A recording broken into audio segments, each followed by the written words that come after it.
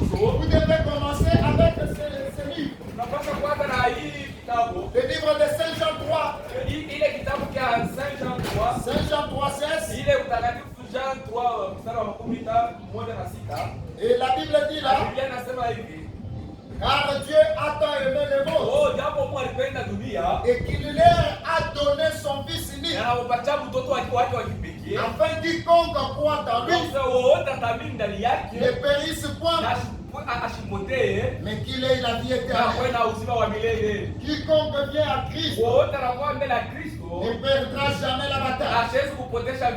Si vous voulez avoir la victoire, frère, accrochez-vous à la parole. Et lorsque vous venez dans la parole, prenez Dieu au mot. Amen. Sans raisonner. Et vous aurez la victoire. Ne laissez pas Satan vous jeter dans des raisonnements.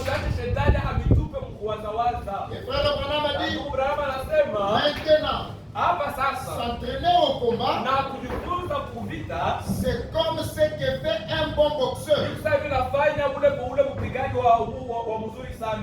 Il doit d'abord son ennemi qu'il va affronter là-bas dans un combat ou dans un match de boxe. D'habitude, il connaît, il étudie son adversaire. Il étudie ses frappes. C'est d'où il se découpe. Il se décoche ses coups. S'il penche en avant, s'il s'arrête en arrière, s'il se bat de la main droite, de la main gauche, il étudie tout ça. Si c'est un boxeur intelligent, il va se trouver un partenaire d'entraînement qui se bat exactement comme son adversaire. Car il connaîtra alors tous ses coups lorsqu'il arrivera là-bas.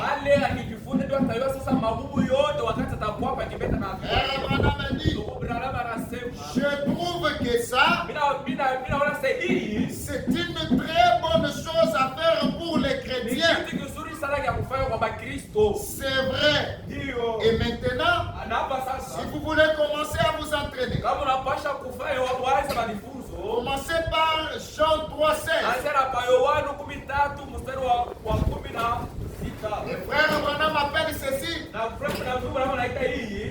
règle d'or. Saint Jean 3:16. Frère Branham dit c'est une règle d'or.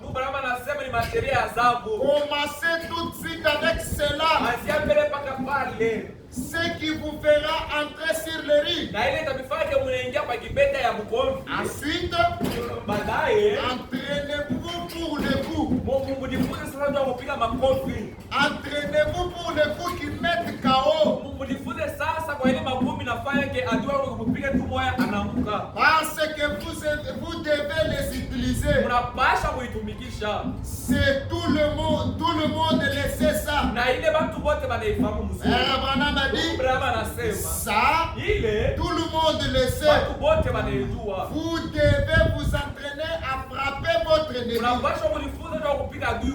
Et Dieu utilise toujours sa parole. Nous devons nous rappeler que Satan connaît la parole. Que Dieu utilise sa parole pour vaincre son ennemi. Si Dieu avait pu envisager ou donner à son peuple quelque chose de bien, avec quoi vaincre l'ennemi, il l'aurait fait. Donc, comme je l'ai toujours dit, quand Dieu prend une décision, c'est la meilleure qui soit. Il n'a jamais besoin de modifier ses décisions. Alors la première décision, c'est que Dieu a donné à son peuple dans le jardin d'Éden un moyen de combattre son ennemi. C'était sa parole. Il s'était fortifié par la parole.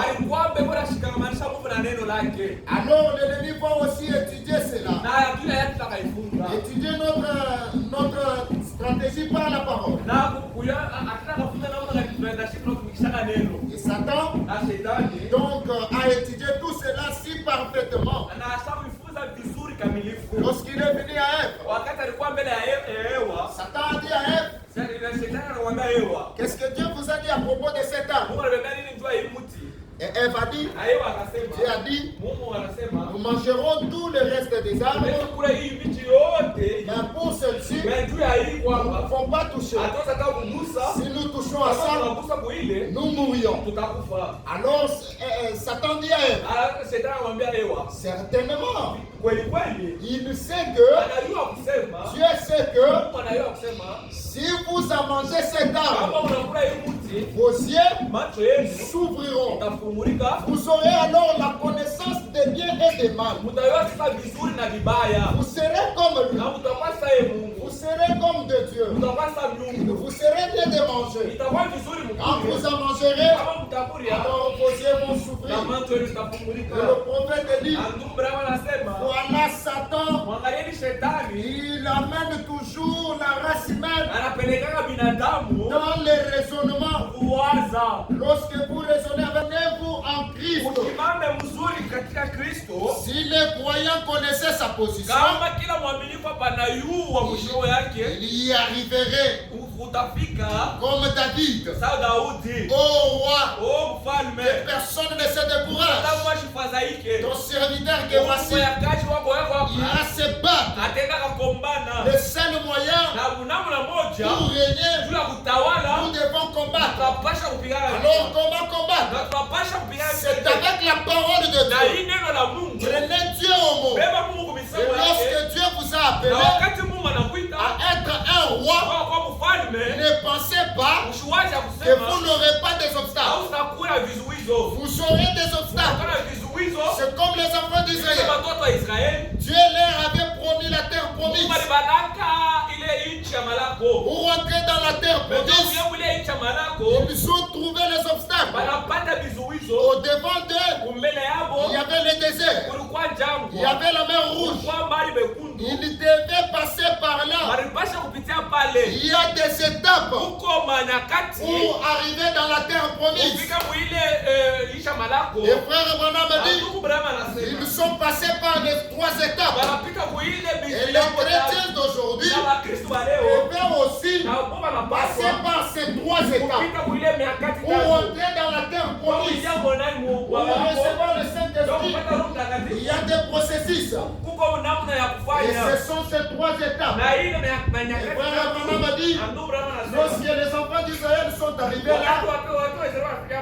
ils ont commencé à murmurer contre Moïse dans le désert et contre Dieu. Ils ont dit, pourquoi tu nous as amenés jusqu'ici?